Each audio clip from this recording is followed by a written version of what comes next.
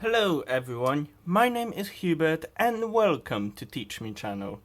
Today we will be looking at how to solve simultaneous quadratic and linear equations. Before I showed you how to solve two simultaneous linear equations, however today I will be showing you what to do in a situation where one of your equations is quadratic and the other one is linear. So, without further ado, let's get started. Now, let's pray the best way to learn this is through an example. So, let's do an example. Let's solve two simultaneous equations. First one goes like this: x squared plus y squared is equal to 25. And the other one is y is equal to x minus 7. Now, before we begin, what I always like to do is to identify equations with a number. So this is equation 1 and this is equation 2. Just to keep track of them, just to keep track of what we're doing. And also, in such a case where we have one linear and one quadratic equation, I like to identify which one is which. So here we can see x squared, here we can see y squared, so we can see x squared. Therefore, this one is gonna be quadratic. So I am gonna put letter Q here. Whereas this one doesn't have any squared values. Therefore, this one must be linear, so I'm putting L here. Okay, so with this out of the way, now we can begin. So first things first, this is, by the way, a complex process. If you don't know how to solve just linear equations, check out the video in the link in the description below. And this can be quite complex, so if you don't get it first time around, watch a video again, because this is quite complex, but I will try to explain it in the simplest way possible. Okay, so now we have the question sorted. We know which one's quadratic, we know which one's linear. So now the first thing we need to do is, since here we have y equals, we need to substitute the value in the linear equation into the quadratic equation. By the way, sometimes it may not be so simple. Sometimes you may have to rearrange this formula before you get y equals.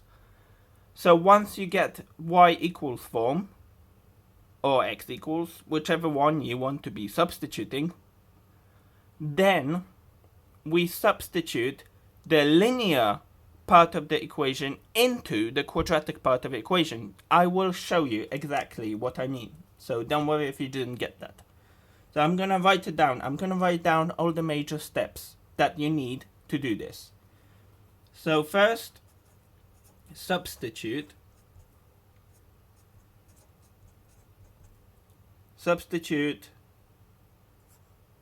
equation 2 into equation 1. Okay, so how do we do this? Well, we have x squared plus y squared equals 25, and we have y equals x minus 7. So what we're gonna do is we're gonna replace that y squared with x minus 7 squared. We're gonna just put this in there because that's what y is equal to, right? Okay, so we're gonna do x squared as the same way as here, plus x minus 7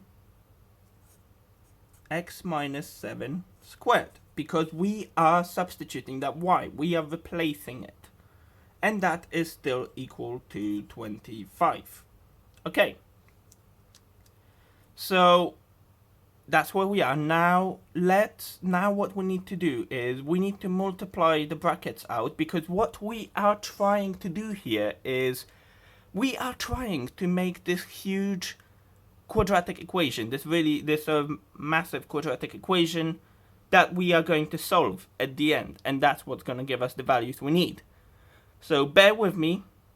Now we have to just multiply out the brackets to form that big quadratic equation. So x squared plus x minus 7, and because that's squared, I'm going to write down another one here. That's equal to 25. So what do we get here? X squared plus x squared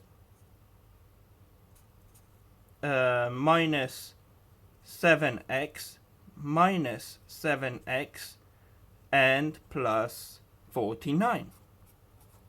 And that is equal to 25. So now we multiplied out the brackets. Let's clean this up a bit. All we're doing is we're just bunching all of these things together. So what do we get is 2x squared because we added those two guys together. And we get minus 14x because we bunched these guys up together. And plus 49. And that is equal to 25. Now, what do we need to do here? I mean, this is starting to look familiar. This is starting to look like a quadratic equation. However, we still got that 25 here. If we want to solve, because we will want to solve a quadratic equation. So we need to make this into a proper quadratic. So we need to make this equal 0. So that's the next step. Make into proper quadratic. So what we need to do here is we need to just take away 25. So take away 25 on both sides. Simple as that. To make this equal 0 and get that proper quadratic equation that we can actually solve. Okay. So we still got 2x squared here minus 14x plus 24 because we took away 25.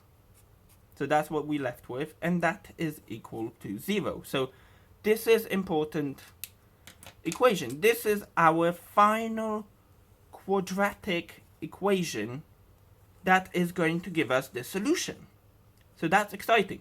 Now, let's move on. So now what we need to do is we need to solve x. We need to figure out how much is x. So I'm going to write this down here. Solve for x. Okay, so we need to just solve this quadratic equation. By the way, if you don't know how to solve quadratic equations, check out the second video in the link in the description below, and that explains it all. Okay, so how to solve for x? Well, let's okay, let me just copy this down. So it's all in a single file, so it'll be much easier to see. So 2x squared minus 14x plus 24 is equal to 0. Okay, so we need to factorize this. As I said in the method of factorizing, we need to find two numbers that add to give us minus 14, because we have minus 14x here. I want to find two numbers that multiply to give us 48, because we have 2x squared here and 24 here. So, okay. So, two numbers that can do that are, let me write them down in red. So, two numbers that can do that are minus 6 and minus 8. Minus 6 plus minus 8 is minus 14. Minus 6 times minus 8 is positive 48. Okay. So now let's put those in brackets. 2x minus 6, 2x minus 8, and that is still equal to 0. Okay. So now we need to, that's not really going to be equal to 0. We need to get rid of one of these two x's actually. So I'm going to go get, in this case, we can get rid of either one. Either one's fine. It will give us the same answer at the end of the day. But I'm just going to go with this one. So we divide all of that by 2. So we have x minus 3 in one bracket. And in another bracket we have 2x minus 8. And that is equal to 0. So now we have factorized it. And as with quadratic equations, they have actually two solutions for x. And we need to find those two solutions for x, absolutely. So one solution will be if this bracket is meant to be 0, and one solution is going to be if this bracket is meant to be 0. Okay, so if it is this bracket, then x must be equal to positive 3. Because here we have 3, then 3 minus 3, which is equal to 0. And if this bracket is meant to be 0, then x is meant to be positive 4. Because 2 times 4 minus 8 would give us 0. Okay, so those are our answers for x. Those are two values of x that will work as a solution to this simultaneous equation. So this is our answer for x. We have figured it out. And now the final thing we need to do is work out y. And we can do that by just substituting, because there are two solutions of x. Likewise, there will be two solutions for y. So we just need to substitute these values into one of these equations. Any one of those will do. And figure out what y will be. So I believe this one the easiest one, because that's literally y equals. So that will be the easiest one. So we're going to substitute into here to figure out the answers. So I'm going to write down the next step, which is use x to find y. Okay. So let's copy this equation down. So we have y is equal to x minus 7. And we have two answers to that.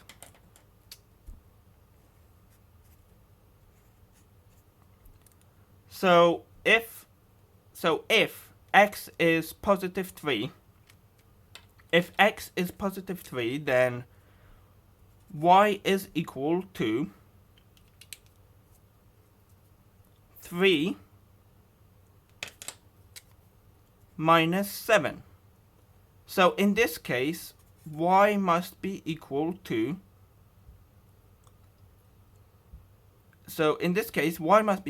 negative 4, because positive 3 minus 7 is negative 4. And so that's one answer. And another answer is that if x is equal to positive 4, therefore y is equal to positive 4 minus 7, and in this case y must be equal to negative 3. So those are the two possible answers for y. 1 second. Okay. So those are the two answers for y.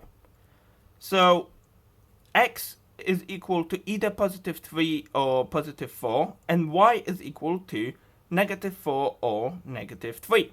And we can check this. We can check this by putting all of these values, all of these corresponding values, so positive 3 with negative 4 or positive 4 with negative 3, into any of those equations. And if that works, we have done it correctly. So this is it for today, guys. I do realize that this is quite a complex chain of steps that needs to be done. So if you need to figure this out, watch the video again.